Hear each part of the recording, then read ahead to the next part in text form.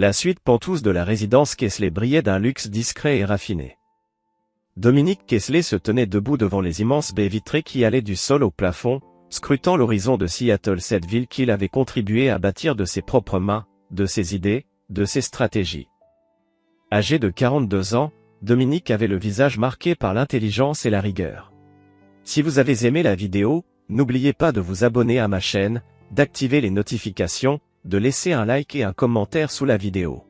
Ses traits étaient nets, presque sculptés dans le marbre, et ses yeux d'un gris d'acier semblaient constamment analyser, prévoir, calculer. Tandis que la pluie traçait des sillons sur la vitre comme des larmes silencieuses qu'il refusait de verser, une étrange étrangeté s'installait peu à peu dans son propre foyer. Derrière lui, l'appartement, pourtant sien, lui semblait de plus en plus étranger.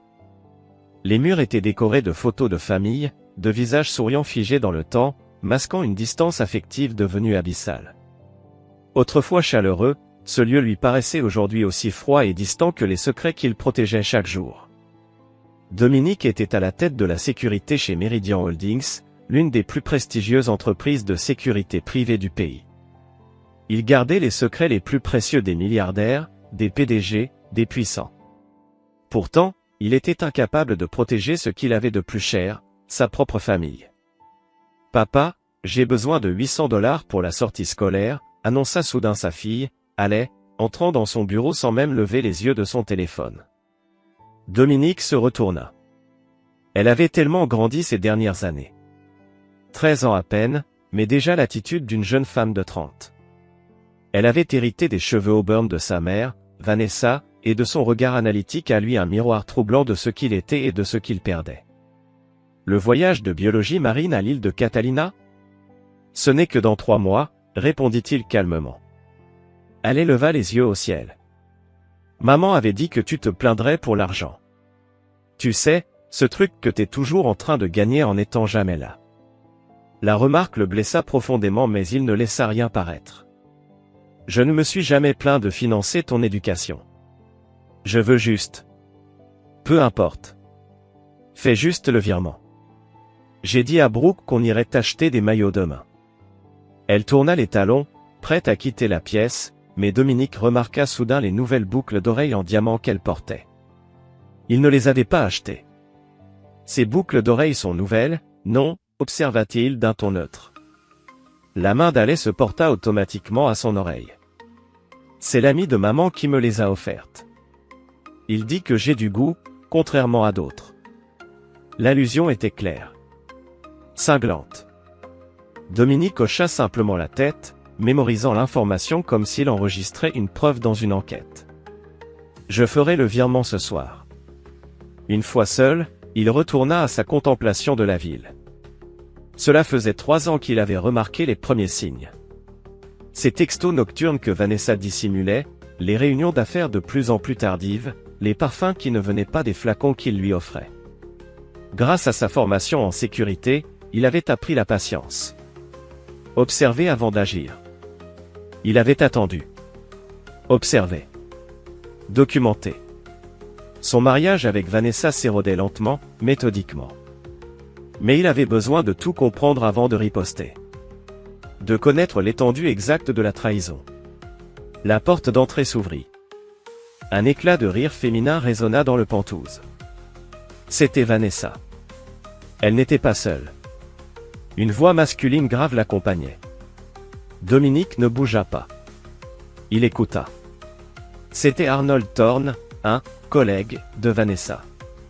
Officiellement, il venait souvent pour des séances de consultation liées à la galerie d'art que gérait sa femme. Officieusement, ces visites étaient devenues beaucoup trop fréquentes. Je vais chercher ces dossiers dans mon bureau, lança Vanessa. Dominique devrait être absent jusqu'à tard ce soir. Silencieusement, Dominique se glissa dans la salle de bains attenante, laissant la porte entrebâillée. Vanessa entra. Surprise de ne trouver personne, elle s'avança jusqu'au bureau, attrapa un porte-documents, puis s'arrêta devant une photo encadrée, le jour de leur mariage. Après un bref regard vers la porte, elle retourna le cadre, le posant face contre le bureau, avant de repartir. Seul, Dominique ouvrit le coffre-fort dissimulé dans le mur. Il en sortit un petit appareil. un traceur. Il visualisa les déplacements de la voiture de Vanessa au cours de la journée. Il y avait eu un arrêt de 2 heures à l'hôtel Walden, en centre-ville. Chambre 1123. Grâce au système de sécurité de l'hôtel qu'il avait piraté, il savait qu'Arnold Thorne avait réservé cette chambre pour tout le mois. Son téléphone vibra. Un message de son associé, Grant Rearen. Déploiement Méridien sécurisé. Koweït confirmé. Bonus approuvé. Ce contrat international représentait des millions supplémentaires, et l'excuse parfaite pour de futurs déplacements qu'il pourrait mettre à profit pour ses propres desseins. Plus tard dans la nuit, alors que Vanessa dormait paisiblement, Dominique se déplaça silencieusement dans l'obscurité de leur pentouse. Dans la chambre de sa fille, le téléphone d'Alec chargeait sur la table de nuit.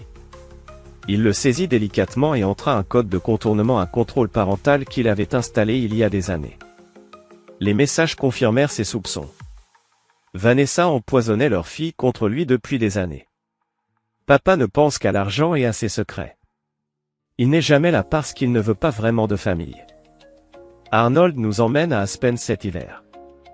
N'en parle pas encore à ton père. Dominique reposa le téléphone avec précaution, puis descendit dans son atelier privé, un local de stockage transformé, au sous-sol de l'immeuble. Entouré d'outils spécialisés et d'équipements électroniques, un sac à dos noir attendait. À l'intérieur, 3 identités différentes, des titres au porteur, des dispositifs de stockage de crypto-monnaies non traçables, et des plans. Des plans méticuleux, détaillés, préparés depuis des années. Dominique Kessler n'était pas simplement un homme prêt à quitter sa famille. Il était un architecte. L'architecte de leur jugement. Et ils sont loyaux. Vanessa ne parle presque plus à Dominique. Appuyée contre Arnold, elle murmura. Après l'anniversaire de Haley la semaine prochaine, je pense qu'on devrait accélérer notre calendrier. Le divorce me donnera accès à ses actifs, y compris ses comptes offshore qu'il croit que j'ignore. Ce que Vanessa ignorait, c'était que Dominique Kessler était garé juste en face, à l'intérieur de sa voiture. Il tenait pointé vers la fenêtre du bureau d'Arnold un microphone directionnel dernier cri. Les vibrations de leur voix contre la vitre étaient traduites en un son d'une clarté cristalline grâce à son équipement spécialisé. Cela faisait des mois qu'il les surveillait. Chaque révélation, chaque trahison, méticuleusement cataloguée. 3 jours plus tard. Dans un coin discret du restaurant Corless, Dominique était assis face à Grant Rearen. Grant, 45 ans, était son ami depuis leurs années dans la marine, bien avant qu'ils ne cofondent ensemble Meridian Holdings. Le déploiement au Koweït est bien réel, confirma Dominique à voix basse. Mais, quelqu'un fait fuiter nos évaluations de sécurité à des intérêts extérieurs. Le visage de Grant s'assombrit. Quelqu'un de l'intérieur. Très de l'intérieur. Dominique fit glisser un dossier sur la table. Ma femme. Et Arnold Thorne. Ça fait au moins 2 ans qu'ils collaborent. Et pas uniquement sur l'oreiller. Ils utilisent les rapports confidentiels de sécurité pour acheter des propriétés avant les annonces officielles. Grant feuilleta les documents, les traits figés. Bordel, Dom. Ta propre femme. Et ça dure depuis combien de temps? Depuis trop longtemps, répondit Dominique d'une voix calme et maîtrisée. Et ce n'est pas tout. Il prévoit d'utiliser ma fille contre moi. Vanessa manipule Haley. Elle l'éloigne de moi. Elle prépare sa position pour le divorce. Et tu comptes faire quoi? Prévenir les autorités? Les yeux de Dominique ne trahissaient rien. J'ai une autre approche. Mais j'aurai besoin de ton aide. Et d'une discrétion absolue. Le reste de la conversation bascula vers la logistique. Grant devrait gérer certains aspects de Meridian pendant que Dominique mettrait son plan en marche, réorganisation financière, obligations contractuelles, plan de contingence pour chaque scénario imaginable. Une dernière chose, ajouta Dominique alors qu'il se levait. J'ai besoin d'accéder au projet Lazarus. Grant se figea. Le protocole, fantôme numérique? Dom, c'est conçu pour des actifs à haut risque en territoire ennemi, pas pour une dispute domestique. Ce n'est pas une dispute domestique. C'est une attaque coordonnée contre tout ce que j'ai construit. y compris Méridian. Le ton de Dominique ne laissait aucune place au doute. « Tu vas m'aider » Après un long silence, Grant acquiesça. « Je vais tout mettre en place, mesdames, sois sûr de ce que tu fais. Une fois que tu franchis cette ligne, tu ne pourras plus revenir en arrière. » Cette nuit-là, Dominique se rendit à l'école de sa fille, utilisant ses identifiants parentaux pour entrer. Dans le bureau administratif désert, il fouilla les dossiers de Haley. Il s'attarda sur la liste des contacts d'urgence et constata que, depuis 1 an, Vanessa avait effacé systématiquement son nom, remplacé par celui d'Arnold. Sur le papier, il avait déjà été effacé de la vie de sa fille. De retour chez lui, il entra doucement dans la chambre de Haley pendant son sommeil. Il plaça discrètement un petit dispositif sous son bureau, un module de suivi personnalisé, indépendant du téléphone de la jeune fille. Quoi qu'il arrive désormais, il saurait toujours où la trouver. Les pièces du puzzle étaient en place. Ne manquait plus que le catalyseur. Chapitre 3, le catalyseur. L'anniversaire des 13 ans de Haley transforma le Penthouse des Kessler en une vitrine d'excès. 30 invités, les amis de Haley, leurs parents, des associés de la galerie de Vanessa, et Arnold Thorne, omniprésent à ses côtés, comme s'il faisait partie de la famille. Dominique errait dans sa propre maison comme un fantôme. Il supervisait le traiteur, coordonnait le personnel, s'assurait que tout soit parfait, pour une fille qui ne lui adressait presque plus la parole. « Le gâteau est incroyable », s'exclama Naomi Thornton, la mère de la meilleure amie de Haley. « Tu t'es vraiment surpassé cette année. » Dominique hocha poliment la tête. Haley voulait quelque chose de instagrammable, apparemment ça veut dire 5 étages et de l'or comestible. Elle a de la chance d'avoir des parents qui peuvent lui offrir tout ça, répondit Naomi en jetant un regard autour de la salle. Mais je ne te vois plus aux événements scolaires. Mon emploi du temps. Papa a juste d'autres priorités, coupa soudain Haley, entouré de ses amis. D'abord l'argent. Ensuite, peut-être, la famille. Les filles éclatèrent de rire. Dominique resta de marbre. Je pense que c'est l'heure des cadeaux, dit-il. Le déballage se transforma en un défilé de présents luxueux. Lorsque Dominique offrit le sien à un smartphone en édition limitée avec des fonctionnalités de sécurité renforcées, Haley sembla brièvement ravie, jusqu'à ce qu'elle croise le regard de sa mère et son discret hochement de tête. Ah, un téléphone. Merci, dit-elle, sans chaleur, le posant aussitôt pour passer au suivant. Arnold s'avança avec une petite boîte en velours. Celui-là est spécial, ma grande. À l'intérieur, un bracelet en or rose de chez Tiffany, avec des breloques symbolisant des souvenirs importants de Haley. Elle poussa un cri de joie et se jeta dans ses bras. C'est exactement ce que je voulais. Rien que le meilleur pour ma fille préférée, répondit Arnold avec un regard triomphant vers Dominique. Plus tard, Dominique se retira dans la cuisine, prétextant vérifier les desserts. Par la fenêtre de service, il observa Arnold, entouré d'invités, un bras nonchalamment posé autour de la taille de Vanessa. Son téléphone vibra. Une alerte de son système de sécurité. Quelqu'un venait d'entrer dans son bureau. Il lança la vidéo de la caméra cachée. Sur l'écran, Vanessa et Arnold, fouillant dans ses tiroirs. Ils cherchaient quelque chose.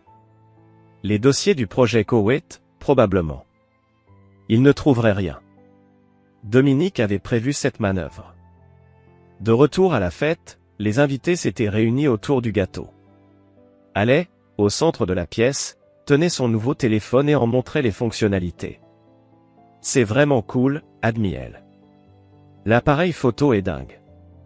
Vanessa s'approcha, sourire figé. Essaie juste de ne pas perdre celui-là, comme le dernier cadeau hors de prix que ton père t'a offert. Je ne le perdrai pas, répondit Haley. Et puis, maman dit que si tu disparaissais demain, personne ne s'en rendrait compte. Les filles éclatèrent de rire. Les adultes à proximité esquissèrent des sourires gênés. Tous les regards se tournèrent vers Dominique. Il se tenait droit, immobile, à l'écart. Le temps sembla suspendu. Le triomphe discret de Vanessa. L'amusement à peine dissimulé d'Arnold. Et dans le regard de Dominique, le calme avant la tempête. Et allait. Soudain, elle parut troublée en lisant l'expression de son père. Dominique esquissa un sourire discret, maîtrisait un simple frémissement au coin des lèvres, qui n'atteignit jamais ses yeux. Il hocha brièvement la tête, puis s'avança pour allumer les bougies du gâteau d'anniversaire de Haley. « Fais un vœu, murmura-t-il, d'une voix douce. Plus tard, alors que les invités discutaient dans le salon et que Haley faisait le tour pour montrer ses cadeaux, Dominique se retira discrètement dans son bureau. Là, sur sa tablette sécurisée, il exécuta une série de commandes avec précision. Accès au système financier. Transfert de fonds. Résiliation de services. Des années de préparation mises en action en quelques minutes seulement. Dans le coffre de sa voiture, un sac à dos noir attendait. À l'intérieur, 3 disques durs cryptés, contenant les preuves irréfutables des activités illégales d'Arnold et Vanessa. Des informations sur des comptes offshore. De nouveaux papiers d'identité. Et un plan d'action détaillé pour la suite.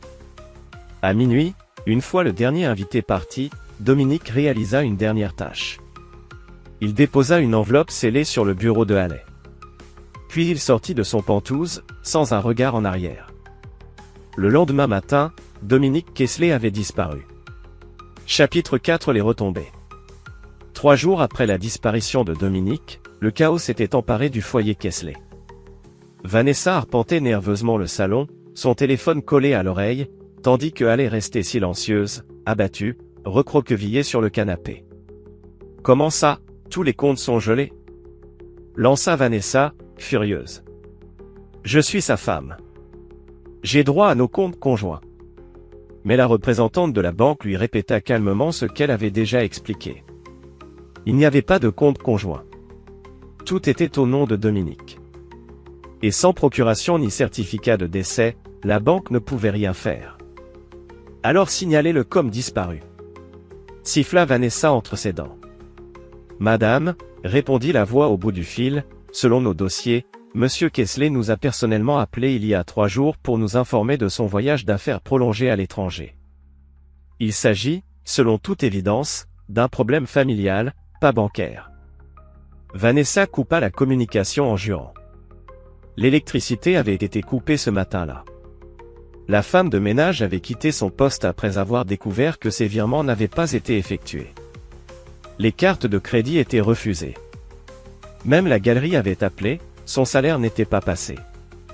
Ce n'est qu'un jeu de pouvoir, la rassura Arnold, en entrant avec des plats à emporter. Le frigo ne fonctionnait plus. Il va réapparaître. Il a laissé ça, dit doucement Haley, en tendant une enveloppe.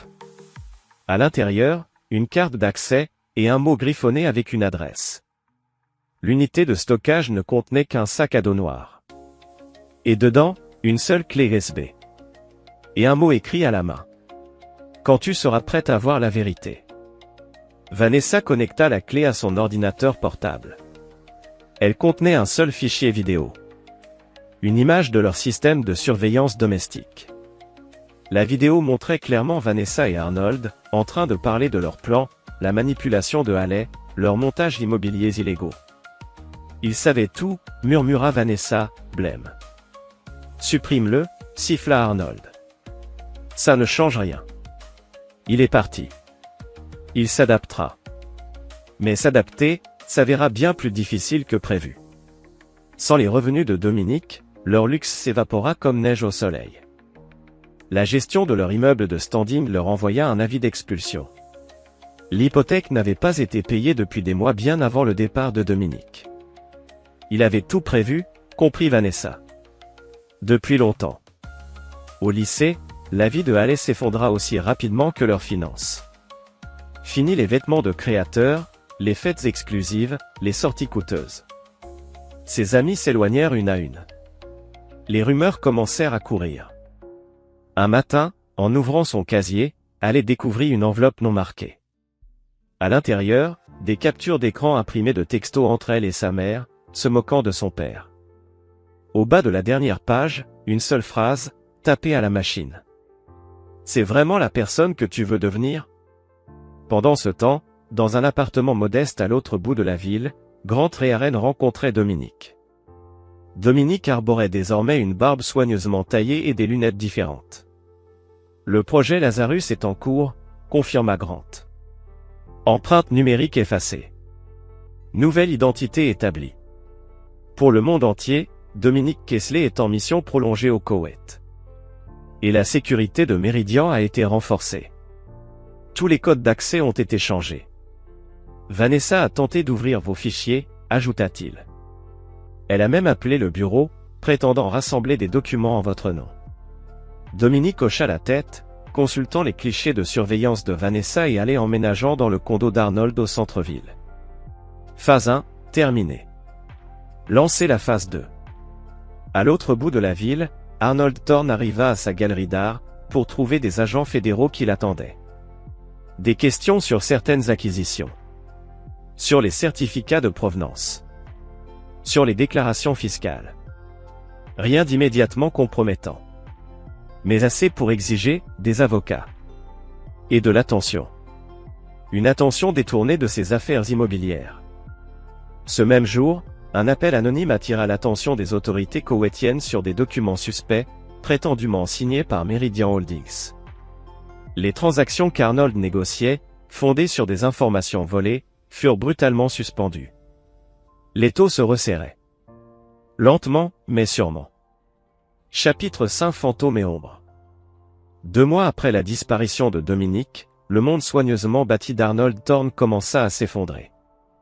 Ses acquisitions au Koweït s'évaporèrent quand les vraies évaluations de sécurité de Meridian contredirent radicalement les données falsifiées fournies par Vanessa. La galerie faisait face à un contrôle réglementaire renforcé. Des œuvres d'art autrefois considérées comme authentiques étaient désormais soumises à vérification. Vanessa, elle, était piégée dans le condo d'Arnold. Son poste à la galerie? Suspendu, en attendant l'enquête. Allait? Elle mangeait seule à la cantine, là où autrefois elle était le centre d'un cercle admiratif.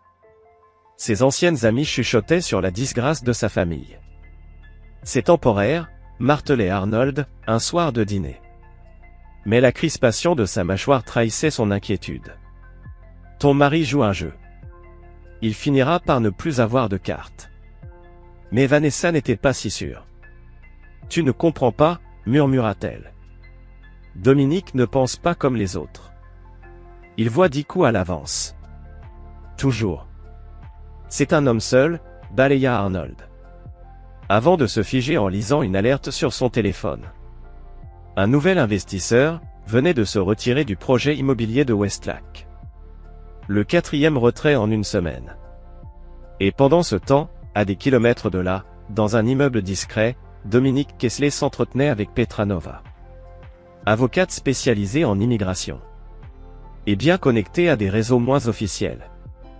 Vos documents sont irréprochables, dit-elle en feuilletant le dossier d'identité. Mais je suis curieuse, pourquoi quelqu'un avec vos moyens a-t-il besoin de mes services? Dominique glissa un autre dossier vers elle. Parce que je dois disparaître complètement. Mais continuez à surveiller ces individus. Petra ouvrit le dossier. À l'intérieur, des photos. Celles d'Arnold. De Vanessa. Et avec encore plus de réticence, allez. L'enfant est de toi. Oui. Pourtant, tu continues de la surveiller. Je ne l'abandonne pas. Je lui montre les conséquences de ses choix. Le visage de Petra resta impassible, neutre, presque glacial. Très bien. Mes collaborateurs peuvent maintenir les protocoles de surveillance. Qu'est-ce que tu cherches exactement? Demanda-t-elle enfin.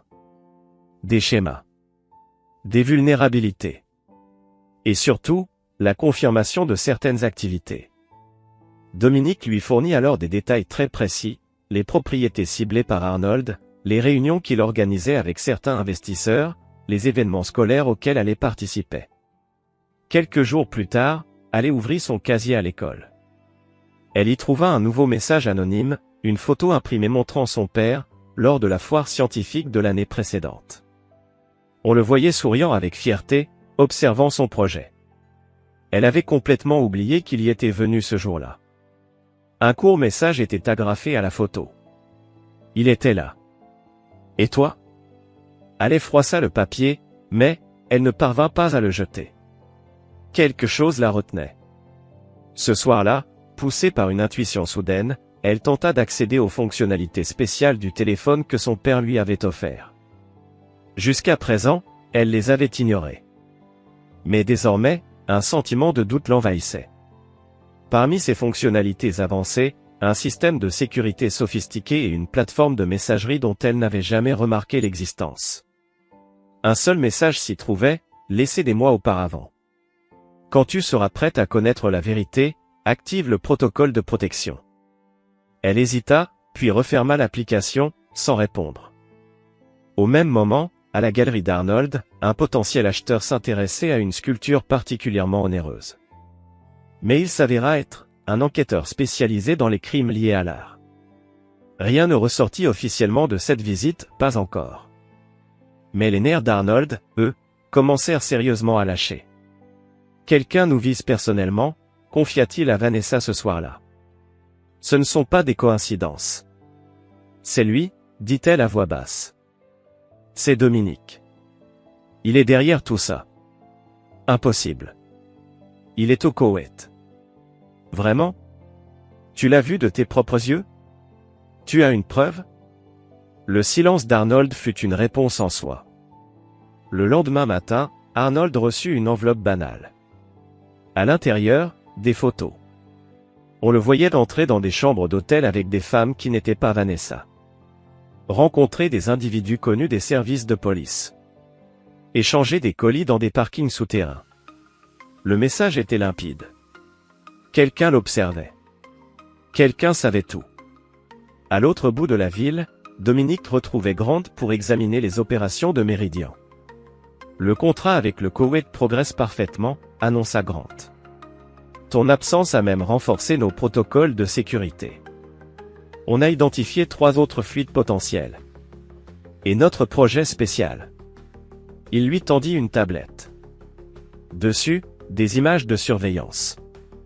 Arnold, paranoïaque, scrutant ses arrières, installant des caméras et de nouvelles serrures dans ses propriétés. Il est en train de craquer, fit remarquer Grant. La galerie perd des clients à une vitesse folle. Le chantier de Westlake est à l'arrêt. 3 de ses propriétés sont sous enquête pour des irrégularités de permis. Et Vanessa, demanda Dominique. Isolée. Ses contacts dans le monde de l'art ont disparu. Les rumeurs sur les acquisitions douteuses de la galerie se répandent. Elle a tenté d'accéder à tes comptes, 6 fois. Et elle est, demanda Dominique, la voix légèrement plus basse. Elle hésite. Elle lutte. C'est notre chute. Pour la première fois, le conseiller d'orientation de l'école a été contacté. Un léger éclat d'émotion traversa le visage de Dominique. Continuez la surveillance. Pas d'intervention directe, pas encore. En quittant la réunion, Dominique passa devant un kiosque. En vitrine, un journal local. En couverture, la galerie d'Arnold.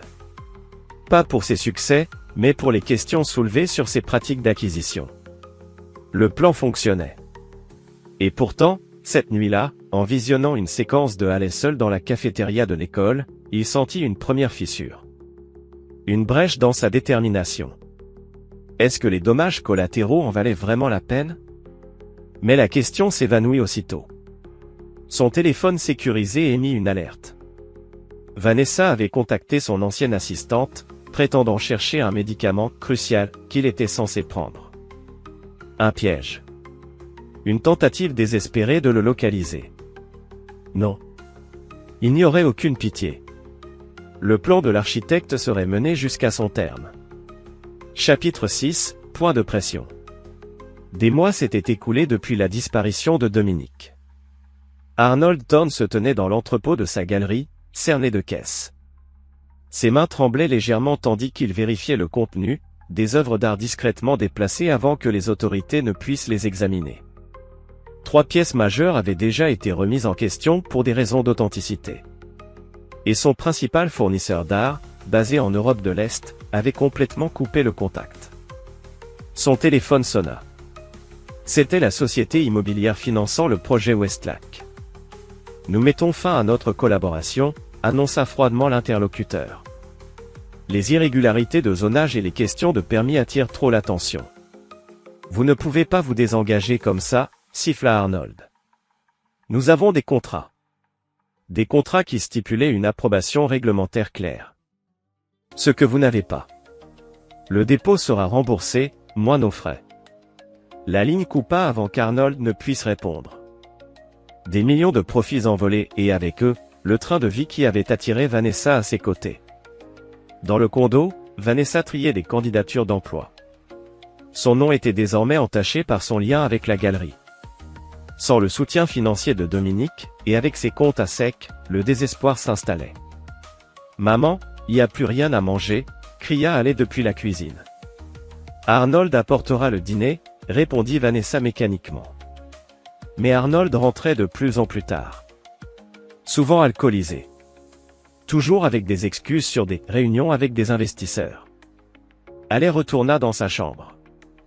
Ce n'était plus la vaste suite de leur ancien Penthouse. Juste un bureau reconverti dans le condo d'Arnold. Son téléphone, celui que son père lui avait donné, vibra. Une notification de l'application de sécurité spéciale. Un nouveau message. Va dans la salle de courrier de l'immeuble. Boîte 403. Elle hésita, puis saisit la clé de secours de la boîte d'Arnold. À l'intérieur de la boîte 403, elle trouva un petit colis à son nom. À l'intérieur, une carte bancaire prépayée. Et une note pour l'essentiel, active le protocole quand tu seras prête. Haley glissa discrètement la carte dans la poche de son jean. Elle n'activa pas immédiatement le protocole. Mais elle se servit tout de même du téléphone sécurisé pour commander une pizza, une solution de secours pour le dîner, alors qu'Arnold, une fois de plus, n'avait pas daigné rentrer à la maison.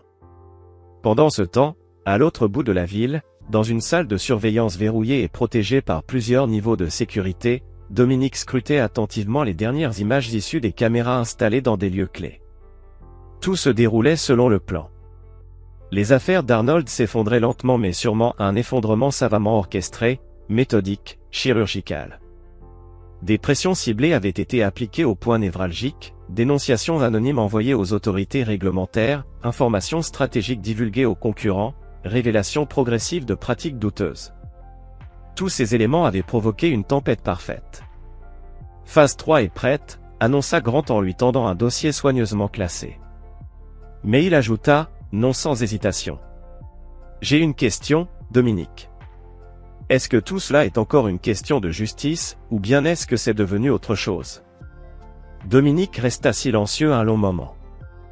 Devant lui, sur l'écran, Haley apparaissait, assise seule dans ce qui avait autrefois été un bureau, maintenant transformé en salle d'études.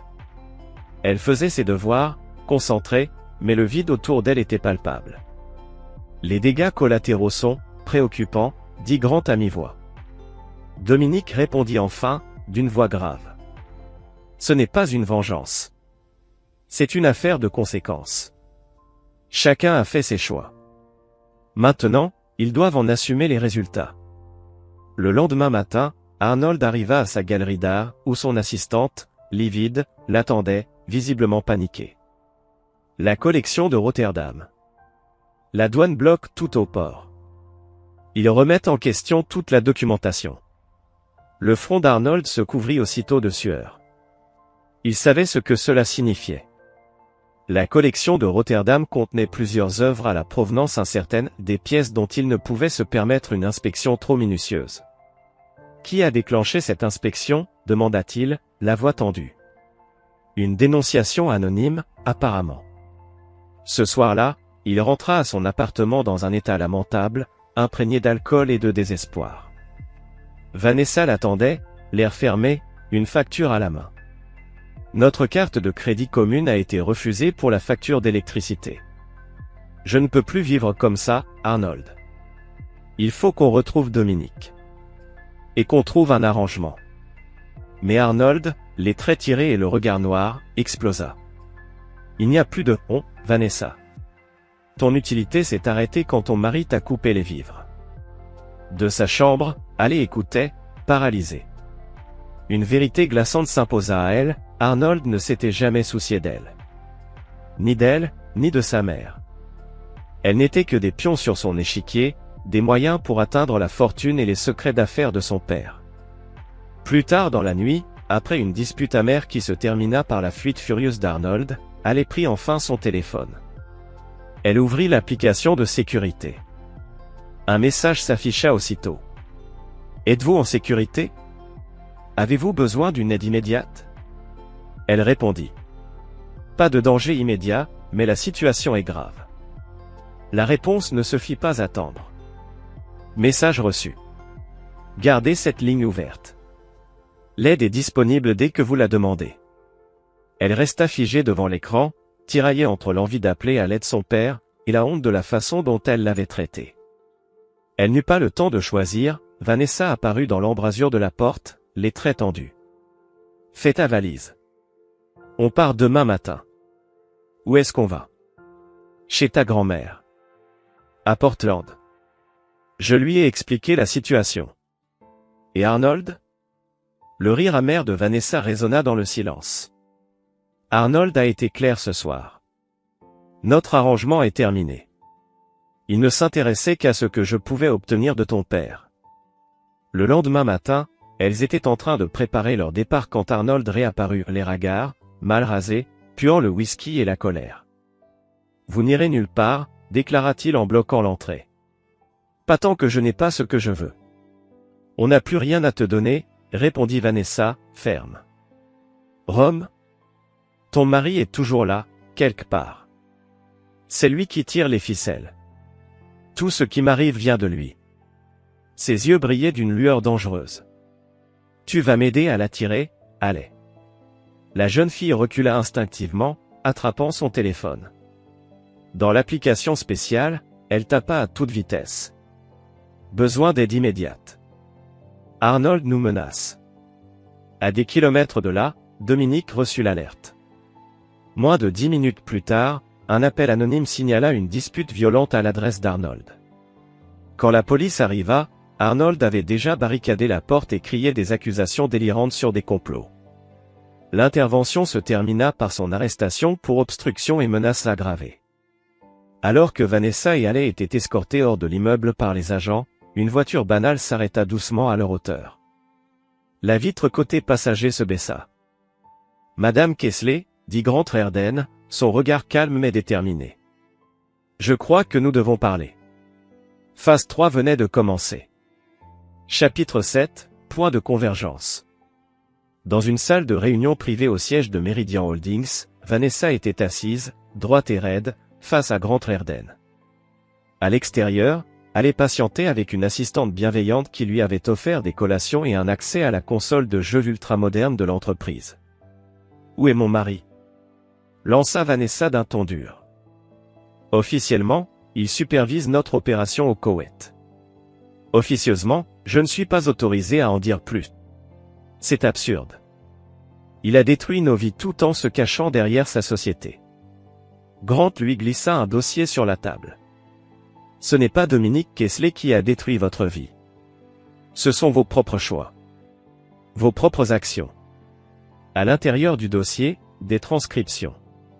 Conversation entre Vanessa et Arnold, parlant d'exploiter les données confidentielles de Meridian, de manipuler Haley, de divorcer de Dominique une fois qu'ils auraient obtenu un maximum d'avantages financiers. « Comment osez-vous » s'écria-t-elle. « Madame Kessler, épargnons-nous les faux-semblants. Nous avons des années de documents à l'appui. Si vous n'êtes pas poursuivi en justice aujourd'hui, c'est uniquement parce que votre mari a choisi une autre voie. » La carapace de Vanessa craqua. Qu'est-ce qu'il veut? L'argent? Le pantouse? La justice, répondit Grant simplement. Et que chacun rende des comptes. Il lui tendit un contrat. Il garantit un soutien financier pour Haley, logement, éducation, soins. Tout placé dans un fonds en fiducie créé par Dominique. Vous recevrez une allocation modeste, sous condition. Notamment, visite supervisée avec votre fille. Supervisée? C'est ma fille. Et vous l'avez utilisée comme une arme contre son père. Le tribunal décidera de la garde. Dominique a préparé toutes les preuves nécessaires. Vanessa, bouleversée, fixait le contrat, les mains tremblantes. Et si je refuse? Alors toutes les preuves de votre complicité avec Arnold Thorne seront transmises au procureur. Le choix vous appartient. Pendant ce temps, dans un centre de détention en centre-ville, Arnold Thorne recevait une visite inattendue. Dominic Kessler, enfin à visage découvert, s'installa en face de lui. Fini la barbe, les lunettes, les déguisements. Il n'était plus qu'intelligence froide et stratégie redoutable. « C'était toi » souffla Arnold. « Pas tout » répondit Dominic. « Tu as toi-même construit les fondations de ta propre chute. Par ta cupidité. Et à force de mauvais choix, j'ai simplement accéléré l'inévitable. Qu'est-ce que tu veux? De l'argent? Revoir ta femme, demanda Arnold, un sourire crispé étirant ses lèvres, un sourire qui ne toucha jamais ses yeux. Dominic, lui, resta impassible, ses mots tranchants comme une lame froide. Je ne veux rien de toi, Arnold. Rien du tout. J'ai déjà pris tout ce qui comptait réellement. Il fit glisser un dossier sur la table, le bruit sec du papier accentuant le silence lourd de la pièce. Ta réputation. Tes perspectives d'affaires. Ta liberté. Puis, calmement, il ajouta. La Division fédérale des crimes artistiques a reçu un dossier complet détaillant toutes les irrégularités de tes galeries. Et ce n'est pas tout, la SEC détient désormais des preuves formelles de tes tentatives de manipulation du marché immobilier à l'aide d'informations volées. Il marqua une pause, laissant ces mots s'imprégner dans l'air. Tes investisseurs? Ils ont été entièrement mis au courant de ta situation financière réelle. Le visage d'Arnold pâlit aussitôt, comme drainé de toute vie. Tu ne peux rien prouver de tout ça. Balbutia-t-il, la voix brisée par l'angoisse. Dominic haussa à peine les épaules, froid et implacable. Je n'ai pas besoin de tout prouver. Juste assez pour lancer les enquêtes. Les autorités feront le reste. Il se leva lentement, rassemblant ses affaires avec une précision mécanique. Considère cette rencontre comme un geste de courtoisie professionnelle. Ta vie, telle que tu la connaissais, est terminée. De l'autre côté de la ville, dans un bureau impersonnel, allait grignoter distraitement un sandwich, assise face à Grant. L'air abattu, elle finit par poser la question qui la rongeait. « Est-ce que mon père va venir ?» Grant l'observa avec attention, pesant chaque mot avant de répondre. « Cela dépend de plusieurs choses, y compris de ce que toi, tu veux. » Allais secoua la tête, les yeux embués. « Je sais même plus ce que je veux. Tout est tellement chamboulé. » Grant hocha doucement la tête. « Les actes ont des conséquences, dit-il d'un ton calme. Pour tout le monde. Y compris moi. Surtout pour ceux qui sont assez grands pour savoir ce qu'ils font. » Il fit alors glisser un téléphone vers elle. Pas n'importe lequel, celui que lui avait offert son père.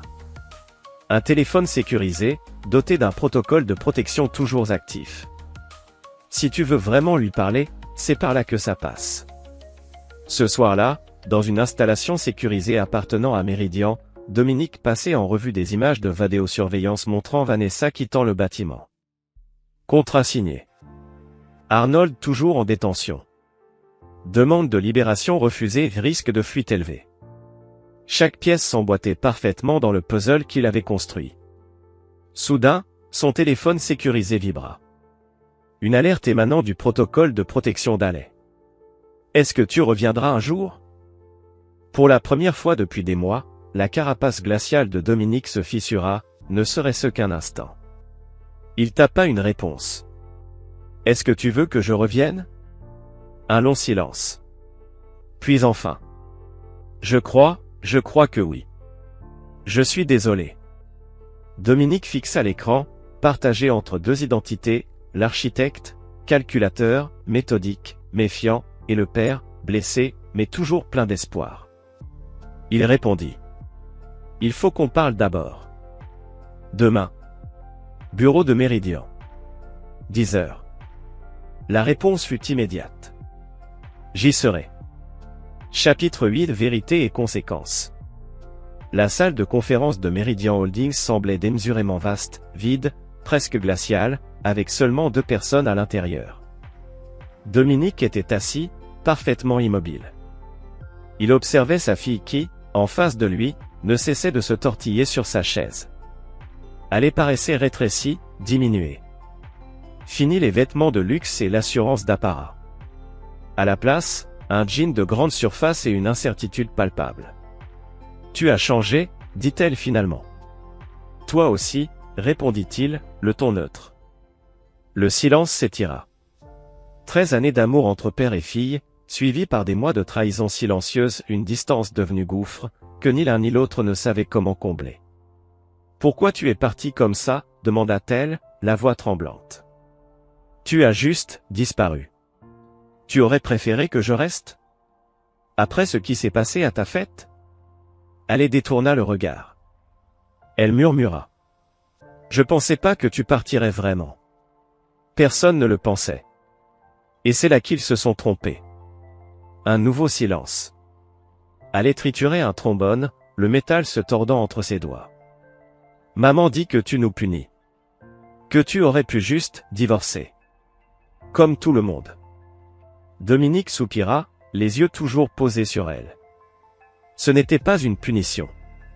C'était une question de justice. De conséquences. Ben, ça ressemble à une punition, dit-elle à mi-voix. Dominique la regarda plus attentivement. Dis-moi, allez. À quel moment suis-je devenu le méchant de ton histoire ? Elle fut prise au dépourvu. Hésita. Je sais pas. C'est venu comme ça. Maman disait certaines choses, Arnold confirmait.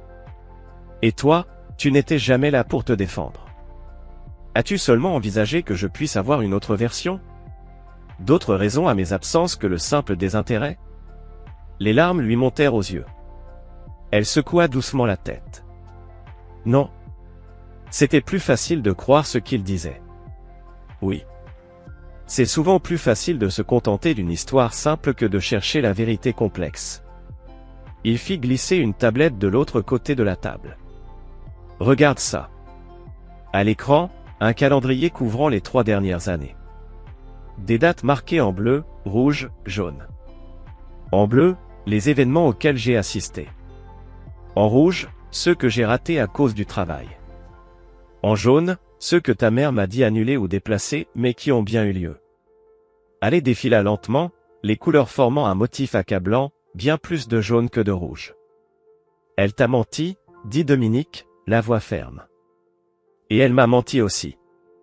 Pendant des années. C'était une campagne systématique pour nous éloigner l'un de l'autre, pendant qu'elle et Arnold poursuivaient leur propre plan. Mais, pourquoi ? Qu'est-ce qu'ils voulaient ? Dominique se leva et activa un écran mural. Des documents apparurent. L'accès. L'information. Grâce aux évaluations de sécurité de Meridian, ils obtenaient des informations en avant-première sur des développements internationaux majeurs. Parfait pour spéculer sur les biens immobiliers. La compréhension s'installa lentement sur le visage d'Alec. Il se servait de nous ? Oui. Et maintenant ? Qu'est-ce qui va arriver à maman, à moi ? Ton avenir est protégé, répondit Dominique. Éducation, logement, santé, tout est couvert par une fiducie que j'ai mise en place. Il désigna un autre document. Ta mère a signé les accords de garde. Je suis maintenant le parent principal. Elle aura des visites supervisées, à condition de suivre une thérapie et de respecter certaines obligations légales. Et Arnold Thorne devra désormais faire face aux conséquences juridiques de ses actes. Les preuves ont été dûment transmises aux autorités compétentes. Alec, silencieuse, absorba cette vérité brutale. Puis, les yeux pleins d'émotion, elle posa la seule question qui comptait réellement. Et nous ? Toi et moi. Pour la première fois, l'expression de Dominique s'adoucit légèrement. Une nuance d'humanité perça la façade de contrôle qu'il portait depuis si longtemps. Cela dépend de toi, Alec. Sa voix était calme, mais pleine d'intensité. Je ne peux pas effacer ce qui s'est passé, mais je n'ai jamais cessé d'être ton père. Il marqua une pause, pesant chaque mot comme on sculpte dans la pierre. Même après ce que tu as dit à cette fête. Je sais, les mots peuvent blesser. Ils ont un pouvoir immense. Et tu as 13 ans, tu es encore en train d'apprendre cela. Un soupir. Une main posée sur la table, ouverte, vulnérable. Je ne te propose pas une ardoise vierge, allez. Ce que je t'offre, c'est une chance de reconstruire. Et il y a une différence. Les larmes coulèrent sur les joues de la jeune fille. Je ne le mérite pas. Il hocha doucement la tête. Peut-être pas, mais cette chance est là, malgré tout. Pendant ce temps, à l'autre bout de la ville, Vanessa était assise dans la chambre d'amis de sa mère à Portland. Devant elle, posé sur le lit, l'accord de garde. Garde physique principale attribuée à Dominique. Droit de visite supervisé pour elle. Soutien financier conditionné à une thérapie, à des cours de parentalité et à une divulgation complète de ses liens avec Arnold. Son téléphone vibra. Elle décrocha. C'était son ancien assistant de la galerie. Les agents fédéraux sont ici, dit-il sans aucune introduction. Ils saisissent les dossiers, les œuvres, tout. Et ils posent des questions. Sur toi. Spécifiquement sur toi. Vanessa raccrocha. Son cœur battait la chamade. Les murs semblaient se refermer sur elle. Son téléphone vibra à nouveau, un message provenant d'un numéro inconnu. La justice prend plusieurs formes. Choisis bien la tienne. Au centre de détention, Arnold reçut une visite qui allait bouleverser ce qui lui restait de certitude. Son avocat, au visage fermé, lui transmit les nouvelles. Des poursuites allaient être engagées, fraude artistique, infraction aux lois sur les valeurs mobilières, conspiration et tentative d'extorsion. Toutes les charges s'appuyaient sur des preuves transmises anonymement. Ses avoirs avaient été gelés. À quel point c'est grave, demanda Arnold, bien qu'il en connaissait déjà la réponse au fond de lui. L'avocat ne détourna pas les yeux. Avec ce qu'ils ont en main, tu risques entre 15 et 20 ans, au minimum. Alors que les accusations s'énuméraient comme les coups d'un marteau de juge, Arnold comprit l'étendue exacte de la vengeance de Dominique. Chaque manquement à la loi, chaque marché douteux, chaque trahison, tout avait été soigneusement consigné, classé et transmis. L'architecte avait conçu la destruction d'Arnold avec la même précision chirurgicale qu'il appliquait à tout ce qu'il bâtissait. Chapitre 9. Le plan de l'architecte. 1 an plus tard. Dominique se tenait devant les fenêtres d'un autre penthouse, observant la skyline de Seattle à travers les gouttes de pluie. Derrière lui, Haley, assise à la table à manger, travaillait sur ses devoirs. Parfois, elle demandait de l'aide avec un problème d'algèbre. Leur relation restait fragile, un chantier permanent, mais la confiance, cette chose si précieuse, se reconstruisait lentement. Grâce à la présence constante de Dominique. Grâce à l'honnêteté. Grâce au temps. L'année écoulée avait changé bien des choses. Haley était dans un nouvel établissement, entouré de nouveaux amis, des enfants qui ignoraient tout du passé trouble de sa famille. Dominique, quant à lui, avait réorganisé son travail chez Meridian, s'offrant des horaires plus stables. Son téléphone bipa. Une alerte info. Marchand d'art condamné à 18 ans de prison pour fraude et conspiration. Le procès d'Arnold Thorne était terminé. Et le verdict, impitoyable. L'homme qui avait tenté de voler la vie de Dominique avait perdu la sienne. Papa, appela Haley depuis la table. Tu peux vérifier cette équation?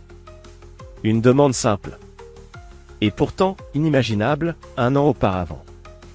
Dominique posa son téléphone et la rejoignit, se penchant sur son cahier. Tu es sur la bonne voie, mais regarde ton facteur ici. Ils résolurent le problème ensemble. Puis, une autre notification.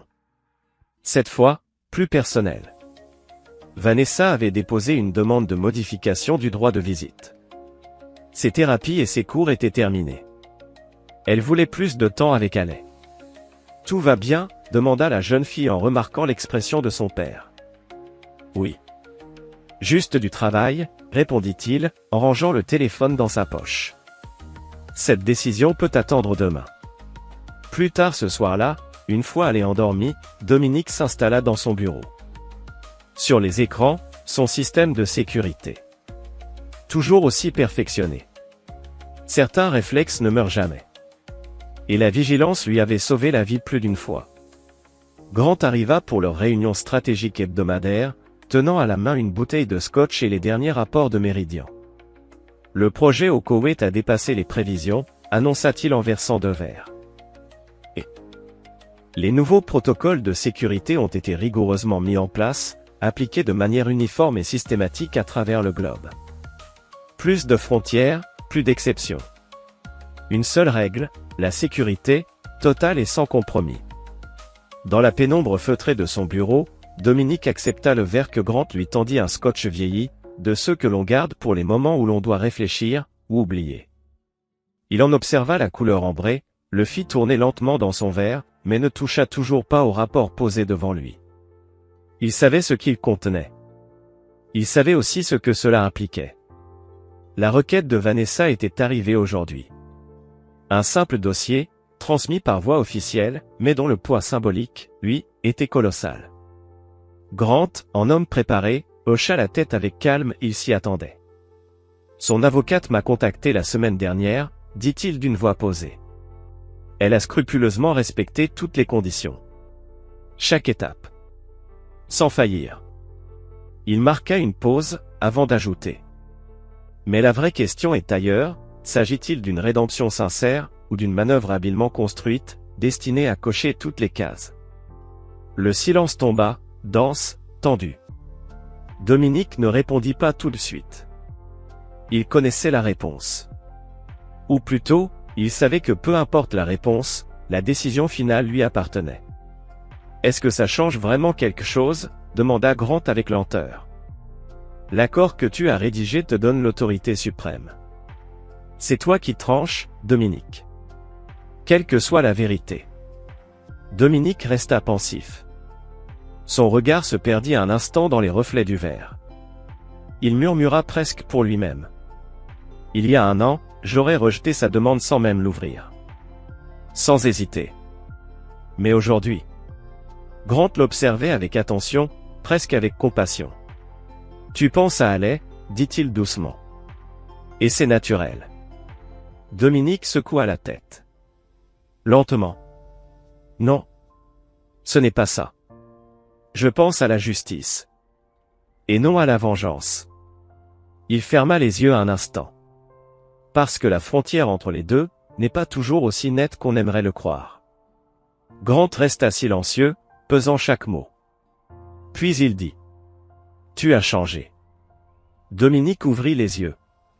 Son regard avait changé, plus profond, plus lourd, mais aussi plus calme. « Non. Je n'ai pas changé. J'ai évolué. Et il y a une énorme différence. » Ils parlèrent encore, longtemps. D'affaires, de décisions à venir, de stratégies futures. Puis Grant partit, comme à son habitude, sans gestes inutiles. Une fois seul, Dominique se leva. Il s'approcha de son terminal sécurisé, activa l'authentification à triple facteur, et accéda à ce qu'il appelait « la mémoire froide », le dossier complet, intégral, sans filtre, de tous les événements de l'année passée. Des heures et des heures de vidéosurveillance. Des rapports de terrain. Des analyses comportementales. Et surtout, une chronologie minutieuse de la manière dont il avait méthodiquement détruit ceux qui l'avaient trahi. Chaque action, chaque riposte avait été calculée. Aucun geste n'avait été laissé au hasard. Son plan initial était simple, froid, radical. 0 pardon. 0 oubli. 0 seconde chance. Ceux qui l'avaient fait tomber, l'avaient humilié, devaient payer intégralement. Et pourtant, le voilà maintenant, réexaminant la requête de Vanessa. Accueillant, ou du moins envisageant d'accueillir Haley à nouveau dans sa vie. Haley, qui avait fait partie de ceux qu'il avait abandonnés quand il avait le plus besoin d'eux. Était-il devenu faible? Avait-il baissé sa garde? Non. Il savait aujourd'hui ce qu'il n'avait pas encore compris alors. Un véritable architecte ne détruit pas seulement. Il reconstruit. Il ajuste. Il réinvente. S'adapter n'était pas trahir ses principes. C'était survivre. Mieux encore, c'était gagner. Il referma les fichiers. Se servit un autre verre, le regard dur mais lucide. Demain, il prendrait une décision. Il lirait chaque ligne de la requête de Vanessa avec objectivité, sans colère, sans préjugés. Il chercherait la justice. Et penserait aussi au bien-être de Haley. Mais il resterait vigilant. Plus jamais il ne se laisserait surprendre. Plus jamais il n'accorderait sa confiance à la légère. Car certaines leçons, une fois apprises, sont gravées à jamais. Et la confiance, une fois brisée, peut être reconstruite. Mais jamais à l'identique. Jamais sans cicatrice. Et ça, Dominique le savait mieux que quiconque. Un son discret retentit son téléphone. Un message de Grant. Les procureurs fédéraux demandent ta déposition dans les dossiers restants concernant Arnold. Des pensées ?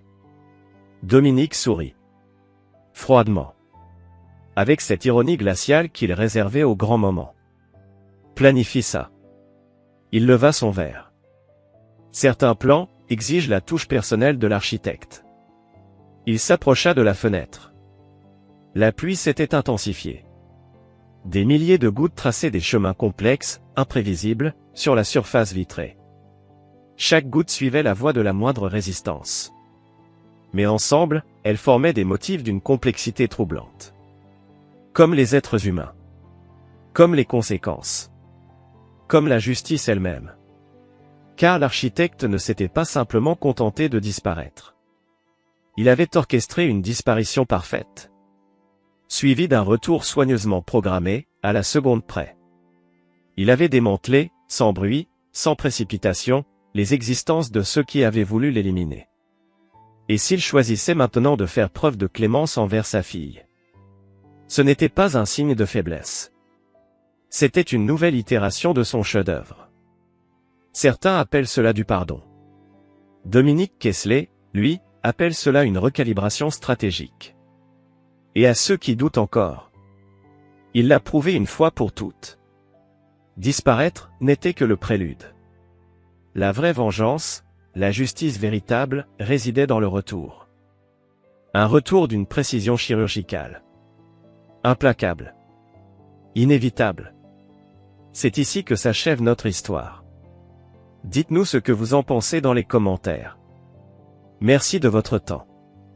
Si cette histoire vous a captivé, abonnez-vous à cette chaîne.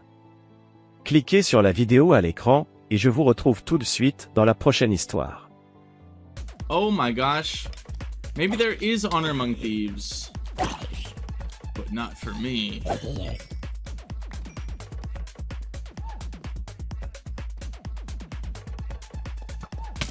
Ouch. Ouch.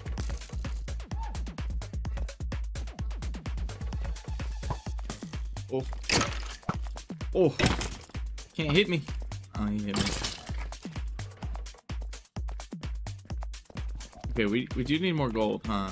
13? Yeah, that ain't gonna cut it. Hello, welcome back, Mina.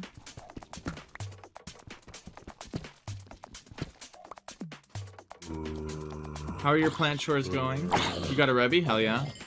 I finished my Revy. I do have another one, but I'm not gonna drink it tonight.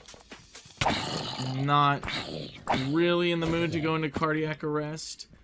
Not really in the mood to pull a clavicular and OD on stream. But who knows, man? The night is young. Now I chill for the night? Hell yeah. Hell yeah.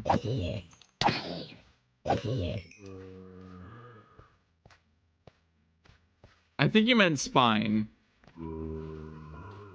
Oh no.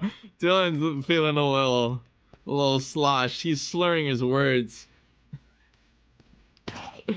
Typing on phone hard.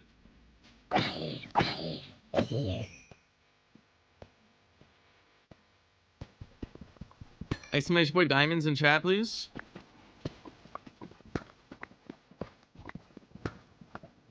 A one vein? What the F you mean a one vein? Ooh, hi.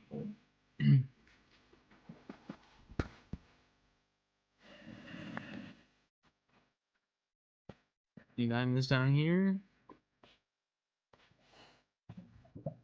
Any diamond down here? Ooh, that connects. Don't you fling me, chat. should do it.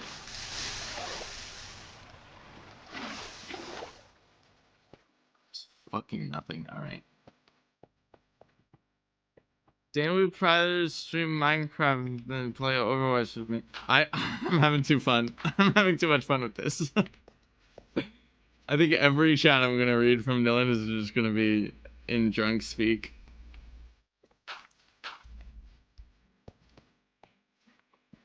And that's those volumes, to be honest.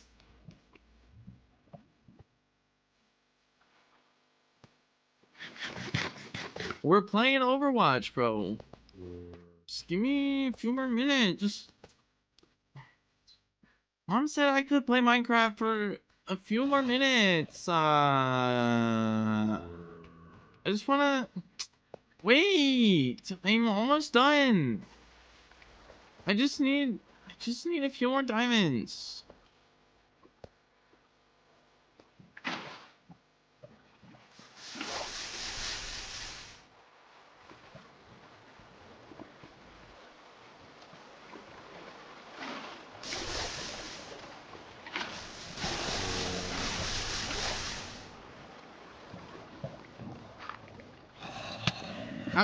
Where the fuck did you come from?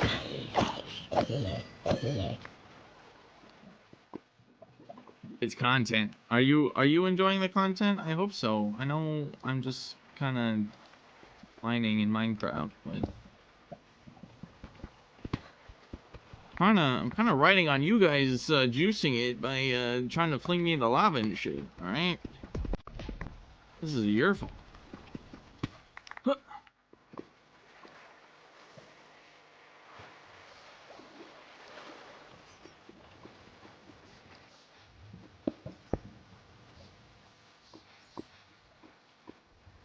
My first jigsaw ever, and it's 1,000 pieces. That's pretty big, isn't it? Is it really your first puzzle ever? Are you enjoying it? Is tonight your first sitting? Dude, that, I mean, unironically, Blue Crab, that is the climate we're in. Literally, if I stop talking for like 10 seconds, I'm like, fuck, I'm losing him. I'm just a long form content in a short form content world, man. I'm just a long